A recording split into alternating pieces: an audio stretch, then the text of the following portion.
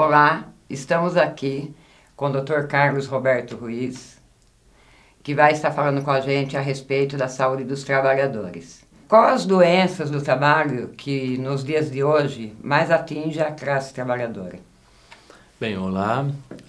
Atualmente nós temos várias doenças que estão atingindo os trabalhadores, né? A mais frequente são aquelas chamadas Ler-Dort.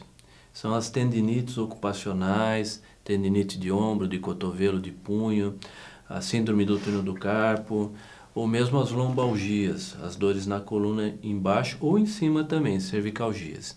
De modo que hoje, com os tempos que nós temos muito acelerados no trabalho, repetitividade, pressão por produção, falta de pausa, todos esses fatores aí que são do campo da ergonomia e infelizmente não são respeitados, tudo isso leva então às doenças ocupacionais, as Ler-Dort. A gente tem atendido muito trabalhador que tem procurado o sindicato já num estágio um pouco avançado, né? Já com uma tendinite que já está com dificuldade de pegar as coisas, com diminuição de força nas mãos, nos braços, com dor forte, precisando de remédio aí que seja um pouco mais potente. E, infelizmente, as pessoas têm a doença, começam a ter pequenos sintomas e as pessoas seguem trabalhando. Quando o ideal é que as pessoas então logo busquem o auxílio médico, né? Não tenham medo de procurar o médico e nem nada disso, e muito menos hoje de perder o emprego, porque felizmente a gente vive numa sociedade que tem melhorado o nível de emprego. Se a gente pega uma Ler-Dort bem no comecinho, a gente realmente pode falar em cura, né? Sim.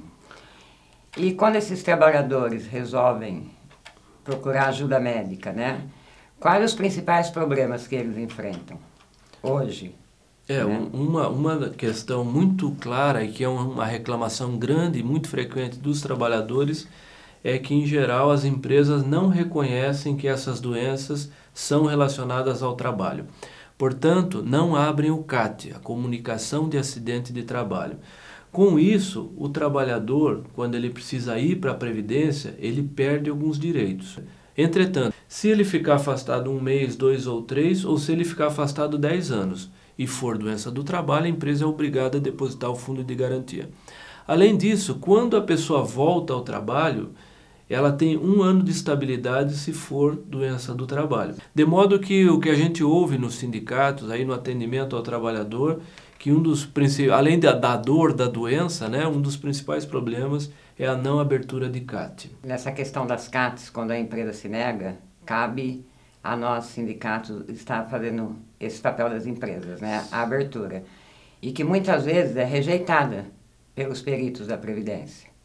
E a gente sabe que, por lei, tanto o sindicato quanto o próprio trabalhador pode estar abrindo essa CAT. Essa notícia, né, chega até a gente por parte dos trabalhadores, algumas falas de peritos durante a perícia que CAT de sindicato não vale. Obviamente, se a gente comprovar isso, né, isso é ilegal. Sim. Isso não existe. A lei é clara. A empresa tem que abrir a CAT e a empresa não abrindo, qualquer um pode abrir, inclusive o próprio trabalhador, o médico dele ou o sindicato. E não há previsão na lei de se aceitar CAT de empresa e não aceitar de sindicato.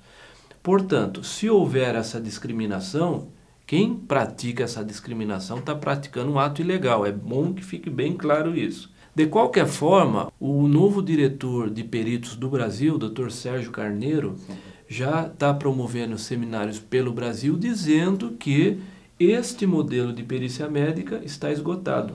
Ora, isso não é uma informação de sindicato, não, nem de ONG, de portador de LER.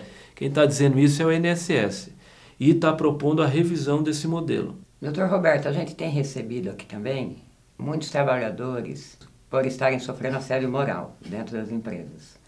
O que o senhor pode nos falar sobre isso? Bom, o assédio moral nós temos que saber que é o seguinte: ele não é uma doença do trabalhador, ele é uma doença do ambiente de trabalho. Sim. Mas que essa doença do ambiente de trabalho acaba adoecendo as pessoas. Então, a pessoa que sofre assédio moral, ela pode ter os mais diversos sintomas, sinais ou doenças, né? O mais comum é que ela vai à depressão, ou desenvolve uma síndrome do pânico, enfim. O mais comum é que ela tenha um transtorno psíquico. Mas ela pode também ter um outro tipo de reação, ela pode ter uma gastrite, por exemplo, né? Isso a gente estudou casos já que estavam relacionados. E a única maneira do trabalhador se contrapor a isso é a partir da organização. Se o trabalhador for querer enfrentar isso sozinho, então enfrentar um chefe que está praticando assédio moral, é bem provável que vá perder essa luta, porque é uma luta desigual, é uma luta de alguém que tem muito poder contra uma pessoa que tem muito pouco poder. E aí o que acontece? Aí essa pessoa é desfavorecida nos seus meios de luta. Como é que essa pessoa se fortalece? Como é que ela pode se contrapor? Só com a organização e a união. O sindicato de trabalhadores é o lugar onde os trabalhadores têm que ir, têm que correr.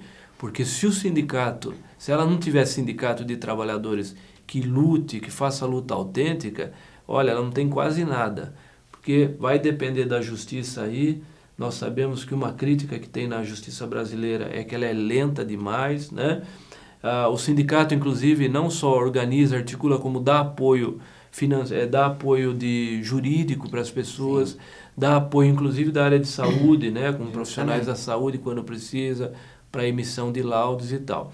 Então, não se esqueçam, vocês que estão ouvindo a gente aí, né? Nós temos aí o Brasil todo, através da internet, nos ouvindo. É bom que as pessoas saibam.